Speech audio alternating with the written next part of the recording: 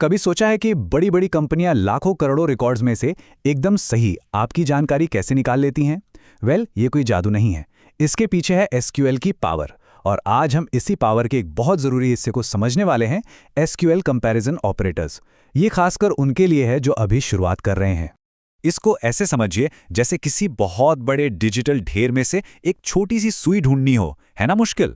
मान लीजिए एक ऑनलाइन स्टोर ये जानना चाहता है कि पिछले महीने किन किन ग्राहकों ने 1,000 रुपए से ज्यादा की खरीदारी की। अब इतने सारे डेटा में से ये पता लगाना, यहीं पर एसक्यूएल कंपैरिजन ऑपरेटर्स काम आते हैं। ये हमें उस बड़े से डेटाबेस को फिल्टर करने में मदद करते हैं ताकि हमें ठीक वही मिले जो हम ढूंढ रहे हैं। तो आज का हमारा सफर कुछ ऐसा रहेगा। पहले हम समझेंगे कि ये सुई खोजने का मतलब क्या है। फिर हम उन 6 जरूरी ऑपरेटर्स को जानेंगे जो हमारा टूलकिट हैं। इसके बाद हम एक स्टूडेंट स्कोर बोर्ड पर प्रैक्टिस करेंगे, इन ऑपरेटर्स को एक्शन में देखेंगे और अंत में देखेंगे कि इन स्किल्स को असल में कैसे इस्तेमाल किया जा सकता है। ठीक है, तो चलिए शुरू करते हैं। देखिए, किसी भी डेटाबेस से सही जानकारी निकालने का राज है सही सवाल पूछना। और एसक्यूएल हमें ठीक यही पावर देता है, एक स्मार्ट सवाल पूछने वाले की तरह। तो ये कंपैरिजन ऑपरेटर्स हैं क्या? इन्हें आप अपने डेटाबेस के लिए सुपर स्मार्ट सर्च फिल्टर समझ सकते हैं, मतलब गूगल सर्च से भी कहीं ज्यादा पावरफुल।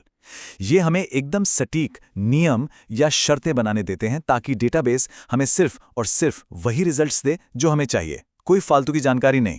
चलिए अब उन खास टूल्स पर नजर डालते हैं जिनकी हमें जरूरत पड़ेगी। ये 6 बहुत ही सिंपल सिंबल्स हैं जो हमारे डेटा फिल्टरिंग टूलकिट की जान है। अगर इन पर पकड़ बना ली तो फिर किसी भी तरह के डेटा से काम की बात निकालना आसान हो जाएगा। तो ये रहे हमारे 6 मेन ऑपरेटर्स। एक है इक्वल टू यानी बराबर, किसी सटीक चीज को ढूंढने के लिए। फिर है ग्रेटर देन और लेस देन यानी किसी वैल्यू से ज्यादा या कम। इन्हीं के साथ ग्रेटर देन और इक्वल टू और लेस देन और इक्वल टू भी हैं। और आखिर में है नॉट इक्वल टू यानी जो बराबर ना हो। बस यही है हमारे मेन टूल्स। देखो, थ्योरी तो ठीक है, लेकिन इन ऑपरेटर्स को समझने का सबसे अच्छा तरीका है इन्हें एक्शन में देखना। तो चलिए अब थोड़ी प्रैक्टिकल बात करते हैं। हमने प्रैक्टिस के लिए एक छोटा सा स्टूडेंट स्कोर बोर्ड तैयार किया है। अब जो सीखा है उसे इस्तेमाल करके देखने का टाइम है। तो हमने एक बहुत ही सिंपल सी टेबल बनाई है जिसका नाम है मैथ्स। इसमें बस 3 कॉलम हैं। एक है रोल नंबर, दूसरा एस नेम यानी स्टूडेंट का नाम, और तीसरा मार्क्स यानी उनके नंबर। यही है हमारा प्लेग्राउंड। ओके, तो एक नज़र इस पर डालिए। यह है हमारी पूरी अनफिल्टर्ड लिस्ट, 10 स्टूडेंट्स और उनके मार्क्स। ये हमारा स्टार्टिंग पॉइंट है।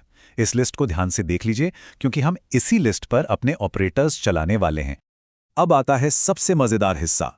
हम एक एक करके हर ऑपरेटर को उठाएंगे और देखेंगे कि वो हमारी मैथ्स टेबल पर असल में काम कैसे करता है। और हम देखेंगे कि कैसे रिजल्ट्स तुरंत बदलते हैं। सबसे पहले बात करते हैं सबसे आसान ऑपरेटर की, इक्वल्स टू यानी बराबर का साइन। इसका काम है एकदम एग्जैक्ट मैच ढूंढना। अब यहां देखिए, ऊपर जो क्वेरी लिखी है उस पर ध्यान दीजिए, where marks is equals to 50। हम डेटाबेस से सीधा सीधा पूछ रहे हैं, भाई मुझे वो सारे स्टूडेंट्स दिखाओ जिनके मार्क्स ठीक 50 हैं। और रिजल्ट सिर्फ एक रिकॉर्ड मिला, मोहन का। देखा कितना सटीक है। चलिए अब अपने अगले टूल पर चलते हैं। यह है ग्रेटर दैन ऑपरेटर। इसका काम है उन सभी वैल्यूज को ढूंढना जो किसी दिए गए नंबर से ज्यादा हों। और ये देखिए, क्वेरी है वेयर मार्क्स ग्रेटर दैन 60। यहां एक बात पर गौर कीजिएगा, जिस स्टूडेंट के 60 मार्क्स हैं वो इसमें शामिल नहीं होगा। ये सिर्फ 60 से ज्यादा वालों को दिखाएगा। इसीलिए रिजल्ट में हमें 70, 80, 90 और 100 मार्क्स वाले स्टूडेंट्स दिख रहे हैं। अब देखते हैं ग्रेटर दैन और इक्वल टू। ये पिछले वाले से थोड़ा सा अलग है, लेकिन वो छोटा सा फर्क बहुत काम का है। ये उस नंबर को भी अपनी सर्च में शामिल कर लेता है। तो यहां सबसे जरूरी बात, क्वेरी है marks greater than equal to 80। इसका मतलब है 80 या 80 से ज्यादा। और अब रिजल्ट देखिए, रवि जिसके ठीक 80 मार्क्स थे अब हमारी लिस्ट में शामिल है। अर्जुन और सैम तो हैं ही क्योंकि उनके मार्क्स ज्यादा हैं। देखा, वो छोटा सा इक्वल टू का साइन कितना बड़ा फर्क डालता है। हमारा अगला ऑपरेटर है लेस देन। ये ग्रेटर देन का ठीक उल्टा काम करता है। मतलब इसका काम है उन वैल्यूज को ढूंढना जो किसी नंबर से कम हैं। यहां हमारी क्वेरी है वेयर मार्क्स लेस देन 40। हम उन सबको ढूंढ रहे हैं जिनके मार्क्स 40 से कम है। तो डेटाबेस ने हमें कौन कौन दिखाया? रोहन, रॉकी और नेहा। आयुष, जिसके ठीक 40 मार्क्स थे, वो इस लिस्ट में नहीं है। और बिल्कुल ग्रेटर देन और इक्वल टू की तरह ही हमारे पास लेस देन और इक्वल टू भी है। ये लेस देन का वो वर्जन है जो बाउंड्री वाले नंबर को भी शामिल कर लेता है। चलिए देखते हैं ये कैसे काम करता है। क्वेरी है वेयर मार्क्स लेस देन 30। इस कंडीशन के साथ नेहा भी अब रिजल्ट्स में आ गई है क्योंकि उसके मार्क्स ठीक 30 हैं। तो अब हमारी लिस्ट में रोहन, रॉकी और नेहा तीनों हैं। और अब बारी है हमारे टूलकिट के आखिरी ऑपरेटर की। ये तब काम आता है जब हमें किसी एक खास वैल्यू को छोड़कर बाकी सब कुछ देखना हो। इस क्वेरी को देखिए, where marks does not equal to 70। ये कमांड डेटाबेस टू कह रही है मुझे सारे स्टूडेंट्स की लिस्ट दो, बस उस स्टूडेंट को छोड़ देना जिसके 70 मार्क्स हैं। और अगर हम रिजल्ट्स देखें तो अभी को छोड़कर बाकी सारे स्टूडेंट्स लिस्ट में हैं। तो किसी एक चीज को बाहर निकालने के लिए ये एकदम परफेक्ट तरीका है। तो हमने ये 6 सिंपल से सिंबल्स देखे, लेकिन जब ये एक साथ काम करते हैं तो ये हमें डेटा को अपनी मर्जी से काटने, छांटने और समझने की जबरदस्त पावर देते हैं।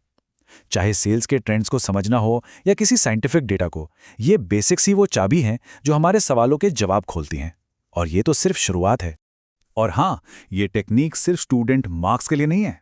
जरा सोचिए, इनका इस्तेमाल अपने खर्चों को ट्रैक करने, अपने पसंदीदा खेल के आंकड़ों का विश्लेषण करने या फिर अपने वीडियो गेम कलेक्शन को ऑर्गेनाइज करने के लिए किया जा सकता है।